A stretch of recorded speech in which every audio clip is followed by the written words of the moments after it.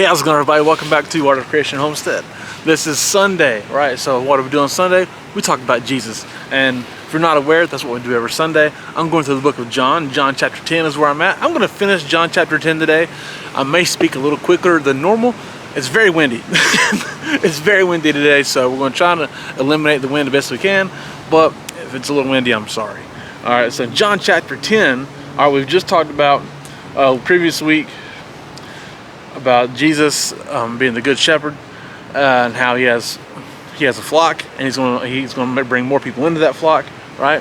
And so we're going to start at John chapter 10 verse 19. I'm going to skip through the rest of this chapter here and there because it's all kind of the same thing. You'll see what I mean in a minute. All right, so in John chapter 10 verse 19 it says, "At these words the Jews were again divided. All right, many of them said he is demon possessed and raving mad. Why listen to him? But others said, these are not the sayings of a man possessed by a demon. Can a demon open the eyes of the blind?"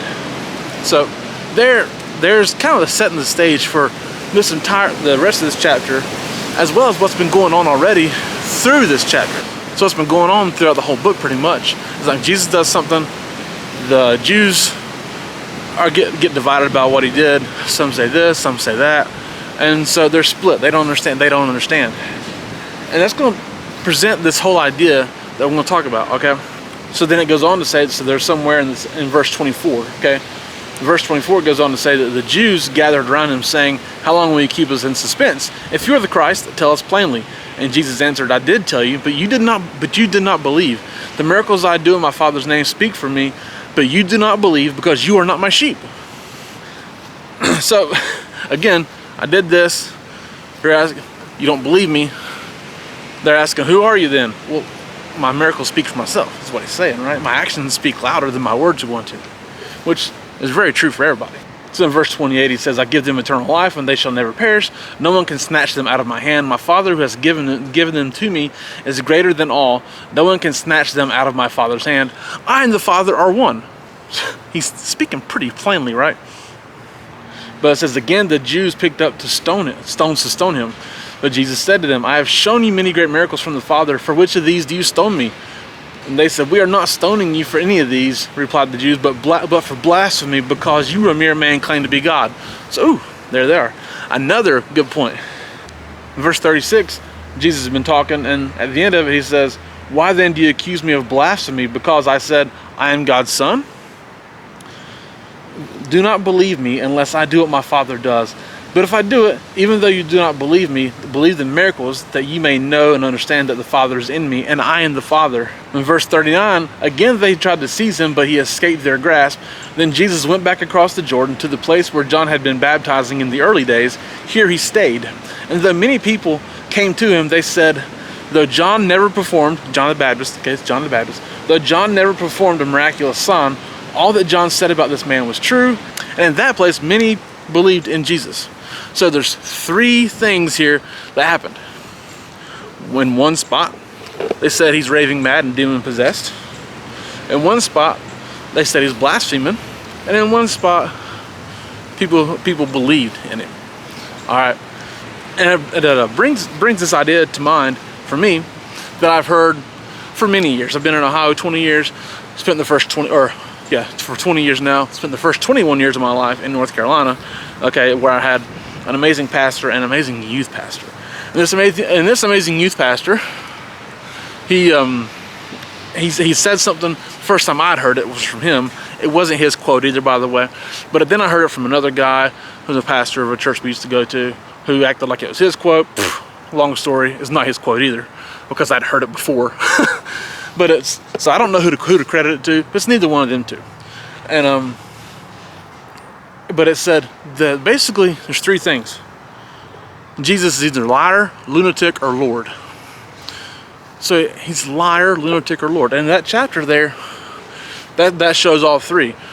Some people said he was a lunatic, right? He's demon possessed, he's raving mad, so he's a lunatic. Some people said he's blaspheming, so they called him a liar. And then some people believed in him, so he's a Lord. And that's it. Who is he to you? You can't deny his existence. That's where this whole idea is coming from. You cannot deny Jesus' existence. He was here on earth. There are other historical references to a man named Jesus whose conduct was good. There are other religious documents from other religions that say he existed, that he was here on earth. You can't find his body, so he died, but yet we can't find his remains, so he still lives. That's the craziest mystery of all for people in this world, is who is he? And for all of us, even as believers, even as non-believers, even as people who are questioning whatever, you got to answer that question.